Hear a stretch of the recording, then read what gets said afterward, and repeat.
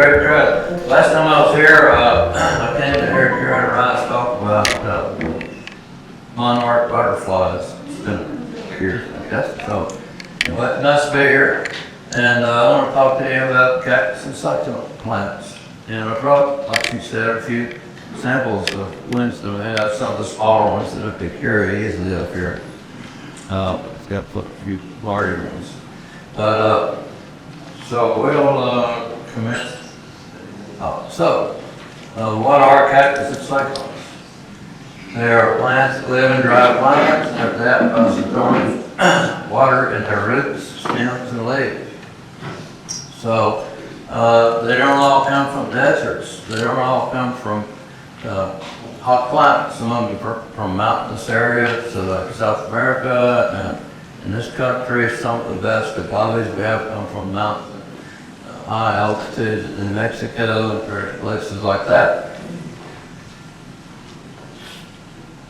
Excuse me, my cell phone raining, although I had it turned up.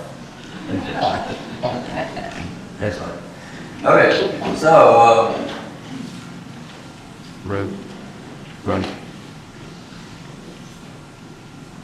What's the difference in a cactus and any other succulent? So if it's a cactus, it has some areoles, like you see on this pad, this opuntia right here, and also on this plant here, although it has no spines, it has areoles. So that's what differentiates cactus from any other kind of succulent.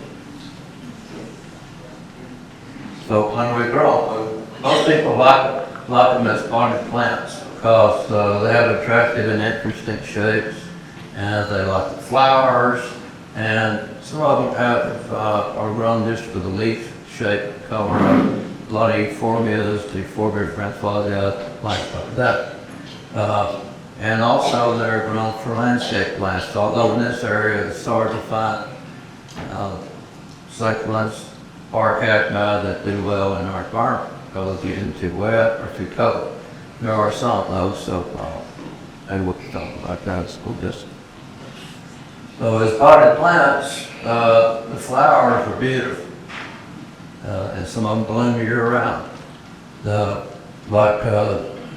These echinopsis here, echinopsis or hybrid echinopsis are like roses, flowers. Hay lilies, they hybridize them, they give them names, and there's lots of different ones. There's calanchos. I know people look at calanchos at the nursery and they see a lot of red flowers, orange flowers, and so forth. But some of them are grown for their leaves.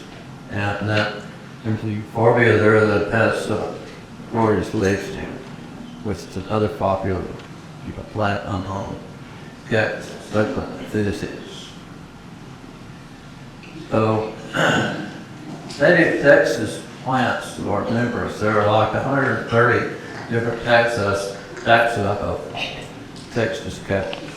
And some of them do good here, some of them don't. You know, Texas has a really diverse climate. Just because a plant grows well down at Big Bend, the names kind of grow around here. So you have to understand that the ones that can tolerate our climate before you put them outside.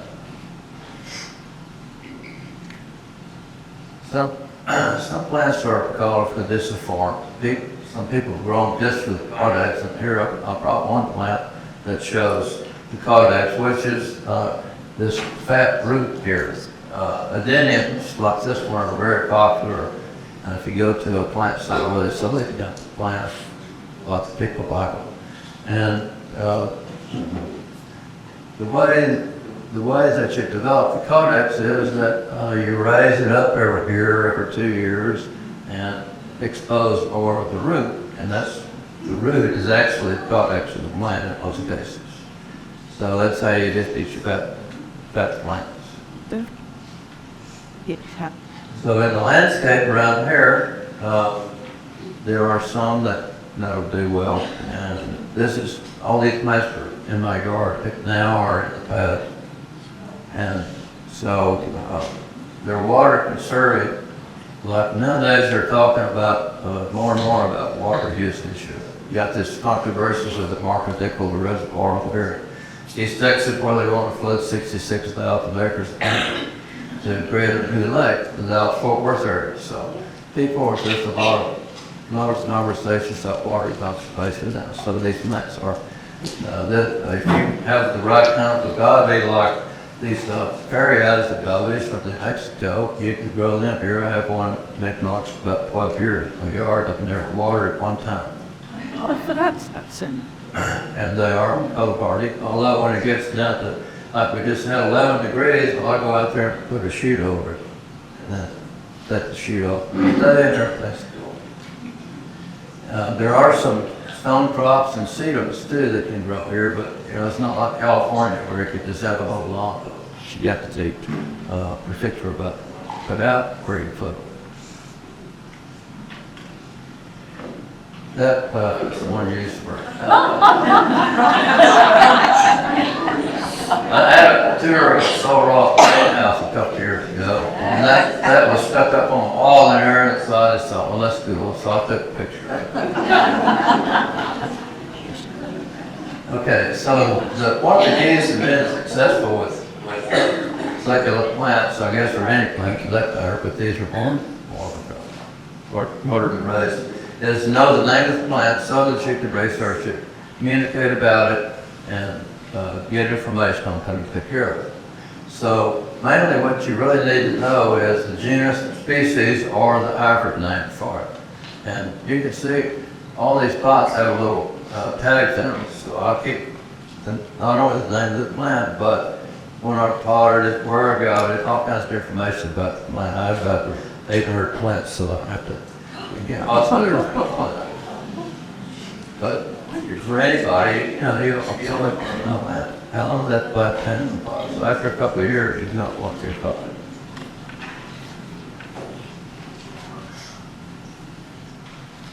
So the cultivation aspect of the plants falls down to about 6 different things, as you see here. When potted, repotted, what water to give it, what kind of water, how to fertilize it, prune it, what temperature it needs, how much light it needs, and so. We talked a while ago about Christmas cactus and the requirements for the light for that, and so forth. So these are just the things you need to know, and you can learn other people or research on the internet if you know plant. So here, you need a few tools if you're going to be growing very many of these things. So gloves, of course, if you're going to be down cactus or some agaves or something with a lot of sharp points on it. Now, on a spade or pruning, shears, some little scoop, potted soil to top it, and some of these long tweezers or some way to get in there to keep it by the splint. That true. So, pot or repot, the one on the left is root bounce. You can see when you take out the pot, all these roots are just, there's just so many roots you can't even get water down to the root before it's on top of the pot. So, in a case like that, I take the line out of the pot, get it out the jar with water hose, with a strong stream of water, and just focus it on the roots. It just knocks all the dirt out. First thing you know, it's all loose. You get remains of roots, the pot, put their soil around it. And then the one on the right, you can see that very few roots, so you can just take a little of that soil off, put it in a bigger pot, and put the soil around it, away you go. So potting soil, that's one of the critical things about a lot of potting plants, but especially cactus and succulents. The soil has to be loose and airy so that when you pour water on there, on the pot, the water percolates right up through it. It doesn't sit on top of the pot, on top of the soil there. So a good potting soil has a moisture retention ability and some air places in it. And these are some of the components that I mix my own potting soil, and these are some of the things I use and that other people also use. So sandy loam, builder's sand perlite, so one of the plant ingredients, compost is a good one. I like all compost. lava sand and commercial potting soil. So also you'll see these pots that kind of a gravelly topping on, and that's kind of an extension of the hobby. People like a thing out of collecting this potting for the topping that goes on the pots. And the purpose of it is not only to make it look nicer, but it's functional in that a lot of these plants have a small root system. So when you repot or put them into the pot, they just flop over it until they get a root established that topping holds a bright in place for the bottom. And also it helps the water to percolate down through the soil. So you use lots of material for that. To count around landowners, places in the public creeks where you can count get a little bit. There's a place in South Lake, there's a gravel place over there. David's Boulevard has all kinds of gravel that you can carry as trucks. So,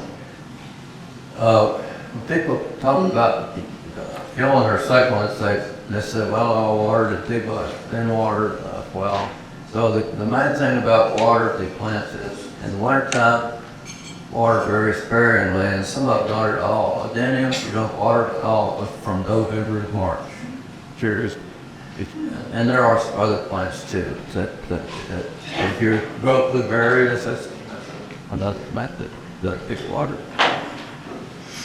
And you don't put a saucer, or if you have a plant in your house with a saucer, you want to keep the water off your furniture or something like that. Be sure that when the water gets to percolate through the pot, take the saucer, pour the water out of it, because that's really made up carnival farmers that doesn't have water. In the summer, you can water like almost daily in some cases, or weekly, but they need a lot more water in the summer. Especially the small pots dry out really quick. So fertilizer, most cactus and succulent plants don't require much fertilizer at all. And for the first year, you got the soil in there. Don't fertilize them at all for a year or so. And when you do fertilize them, you get this Miracle Grow tomato fertilizer at 1/4 strength. Now some people use that for year round. I fertilize my plants about 3 or 4 times in the spring with that, and that's it. And they'll live perfectly fine.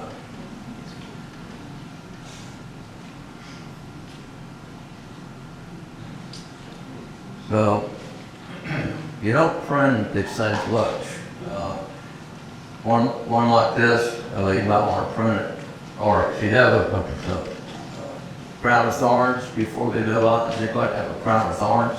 Okay, so and you might prune those to get cutting, but one like this, you know, okay, you'll prune it, but something like that, you don't prune it. That's the difference.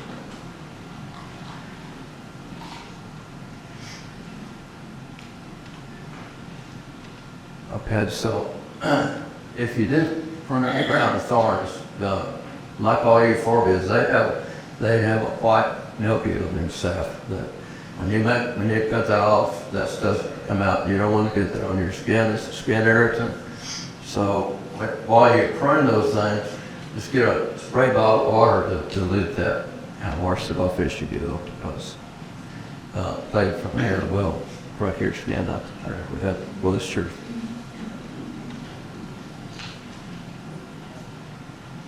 Okay, so propagating these things is just like most any other plants. You grow from seeds or cuttings or offsets, or in some cases tissue culture, which we can't do because we don't have lead to settle for it. But seeds, well, start seeds is a little plastic container, shallow like that, and I have a wood burning iron and I built some holes in the bottom with it. Sometimes you could drill it. A lot of times that's cherry plastic though. They'd be punching it. But they have that good drainage. You don't plant the seed very deep. You put the potting soil in the container, and put those seeds on there, space them out, and just sprinkle a tiny bit of sand off of them, or sandy loam soil, just enough, barely cover them up, a patch of place, and lid on it, and you got this tiny little greenhouse, essentially, and there you when they come up, then you take the cover off. They're not like tomato plants. You know, if you plant tomato seeds, those things have to have sunlight immediately, or they don't get suspended in, flop over and everything else. These plants need indirect light, or direct sunlight that kills.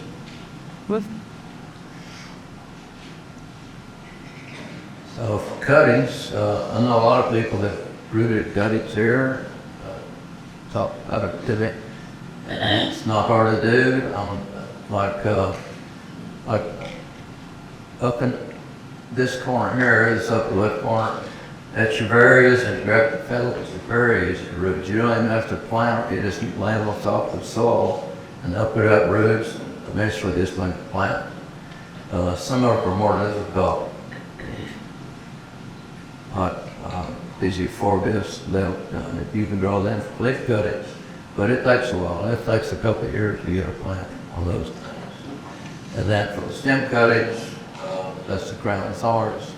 They're easy to grow. You just cut them off. And in the springtime, it's the best time to do that.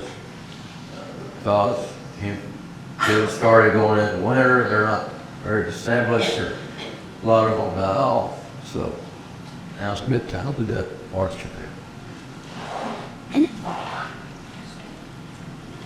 So from offsets, you can see a lot of cactus, like this echinopsis right here. You see all these little offsets. Well, when they get about as big as that, you can pull them off of there. They got roots. Or is it grow here? Put their pot, put the potting soil around there, away you go.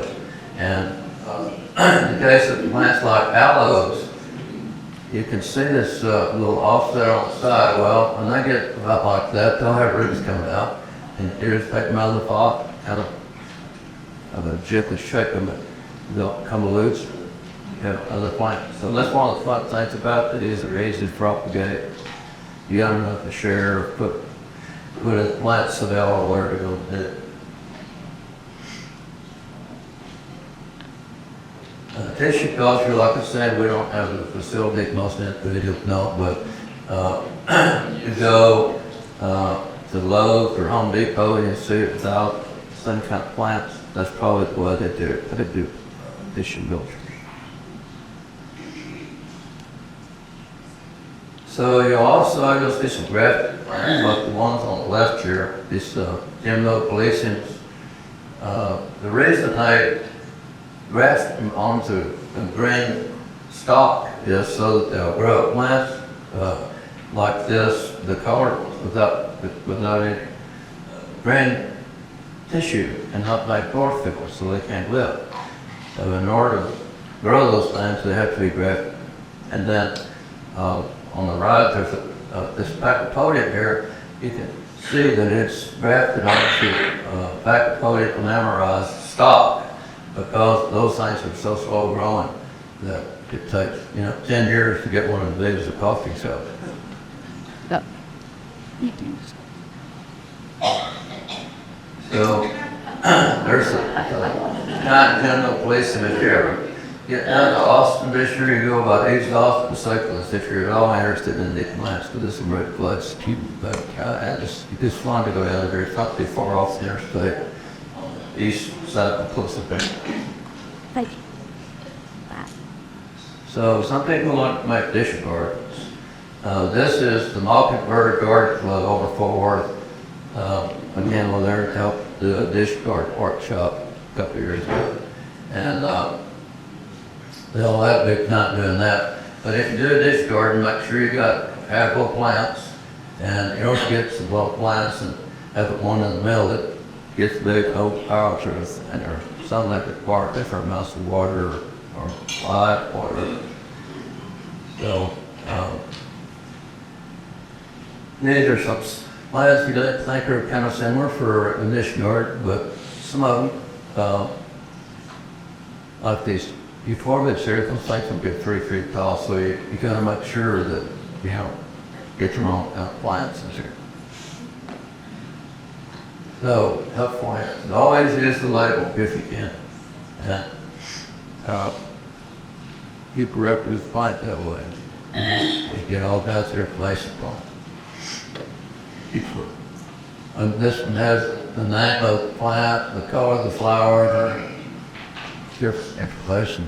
Also, if you're going to really use these small pots like this, I always have trouble getting the plant with the soft up. All I use is paintbrush. It gets in all of the root and then at the bottom, and you clean them up, let it run hard, and you get a pot that's very big. And also, the terracotta pots have a great shape, but sometimes in the summer especially, they dry out too quick with certain kinds of plants. So if you have a terracotta pot that you want to use, but you don't want the plant drying out, instead of painting the pot, just get one of these little plastic bags like you get at the produce area at the grocery store, and put it down at the bottom, cut the bottom of it out with a pair of scissors, put it in the pot, open it up, put some soil in there, and plant it there, and then trim the edge off. You can't see it, basically, waterproof. Just a couple of things I did it right. So, insect pests. You got these 4 things for the ones that mostly give you a problem. Spider mites, mealybugs, scale, and there's a prickly pear bug, and a stickle called snake bugs, or little khaki colored snake bug things. They'll go in there and suck spots all over. They don't kill the plant, they just disfigure it. So I don't like to use insecticide unless I have to, and in most cases you don't really have to. If you use insecticidal soaps, some of these things you can, like scale, you can knock it off with the garden, others that shrink of water. The problem, shrink of water. And somebody have to use this specific insecticide without any clover in there, because that's the only way to get to really effectively get them. Mealybugs, spider mites are immune to systemics.